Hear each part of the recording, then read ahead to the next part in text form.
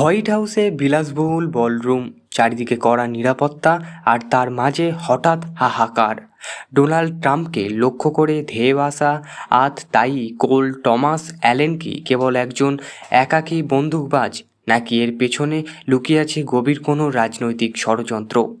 তদন্তে উঠে এলো এক চাঞ্চল্যকর তথ্য, যে হাত ট্রাম্পের ওপরে গুলি চালাতে গিয়েছিল, সেই হাতে কি অনুদান দিয়েছিল কমলা হ্যারিসের নির্বাচনী তহবিলে?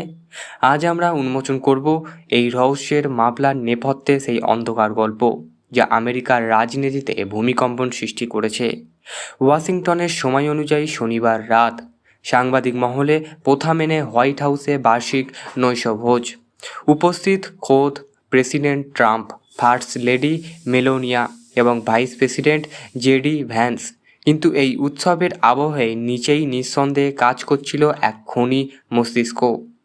আপনি কি জানেন, কড়া নিরাপত্তার চাদরে ঢাকা এই হোটেলে ঘাতক টমাস আগে থেকেই নিজের জায়গা পাকা করে নিয়েছিল? হ্যাঁ, তদন্তে জানা গেছে কোল টমাস অ্যালেন নামের 31 বছর বয়সী এই যুবক হোটেলের একটি ঘরে আগে থেকেই ভাড়া করে চেক ইন করেছিল। সে জানতো ট্রাম্প আসার পর নিরাপত্তা এতটা বাড়বে যে বাইরে থেকে ঢোকা অসম্ভব। তাই সে ট্রাম্পের আগেই হোটেলের ভিতরে ঘাঁটি গেড়ে বসেছিল। একজন সাধারণ শিক্ষক এবং ভিডিও গেম ডেভেলপার হয়েও তার এই নিখুঁত প্ল্যানিং দেখে দুধে গোয়েন্দাদেরও কপালে ভাঁজ পড়ছে। এখন প্রশ্ন জাগতে পারে, টমাস কি কেবলই একজন মাথা গরম যুবক ছিল? এখানেই আসছে গল্পের সবথেকে বড় মোড়। ফেডারেল ইলেকশন কমিশনারের নথিতে দেখা যাচ্ছে 2024 সালের অক্টোবরে যখন ট্রাম্প বামন হ্যারিসের লড়াই তুঙ্গে, ঠিক তখন এই টমাস কমলা হ্যারিসের তহবিলে $25 দান করেছিল। মাত্র $25। কি মনে হয়, এটি কি নেহাতি কোনো রাজনৈতিক সমর্থন, নাকি কোনো বৃহত্তর আদর্শিক যুদ্ধের পূর্বাভাস? এই সামান্য $25 আজ আমেরিকার গোয়েন্দা সংস্থা এফবিআইয়ের জন্য সবথেকে বড় ক্লু হয়ে দাঁড়িয়েছে। বলরুমে যখন ট্রাম্প প্রবেশ করলেন, ঠিক তখনই শুরু হলো সেই নরকীয় তাণ্ডব। টমাস এলোপাথারে গুলি চালাতে চালাতে বলরুমের ভেতরে ঢোকার চেষ্টা করে। উদ্দেশ্য ছিল পরিষ্কার, পয়েন্ট ব্ল্যাঙ্ক রেঞ্জ থেকে প্রেসিডেন্টকে খতম করা। কিন্তু ভাগ্য এবং সিক্রেট সার্ভিস তৎপরতা, ট্রাম্পের গায়ে আঁচড় লাগার আগেই নিরাপত্তারক্ষীরা ঝাঁপিয়ে পড়ে তার ওপরে। ভিডিও গেম ডেভেলপার হিসেবে টমাস হয়তো ভেবেছিল এটিও কোনো কল অফ ডিউটির মিশন, কিন্তু বাস্তব জীবনে রিলোড বাটন থাকে না বন্ধু।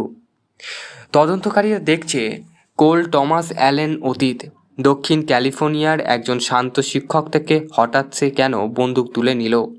তার প্রোফাইল ঘাঁটলে দেখা যায় একজন গভীর রাজনৈতিক ঘৃণার প্রতিফলন। কমলা হ্যারিসকে অনুদান দেওয়া এবং ট্রাম্পকে হত্যার চেষ্টা, এই দুই বিন্দুর মাঝে লুকিয়ে আছে চরমপন্থী মেরুকরণ। আমেরিকান নির্বাচনে কি তবে এখন ভোটের বদলে বুলেটের কথা বলবে? এর আগেও ট্রাম্পের ওপর হামলা চেষ্টা হয়েছে, কিন্তু এবারে ঘটনাটি হোয়াইট হাউসের এত কাছে হওয়ায় প্রশাসনের ভিত নড়ে গেছে। হ্যারিস শিবির অবশ্য দ্রুত এই ঘটনার নিন্দা জানিয়েছে, কিন্তু রাজনৈতিক বিতর্কের আগুন কি তাতে নিভবে? কিভাবে একজন বন্দুকধারী হোটেলের ঘর ভাড়া নিয়ে এতক্ষণ লুকিয়ে থাকলো? কেন তার গতিবিধি নজরে এলো না? এরা কি ইন্টেলিজেন্সির ফাইলিয়র, নাকি এর পেছনে হোটেলের ভিতরেই কারোর সাহায্য ছিল?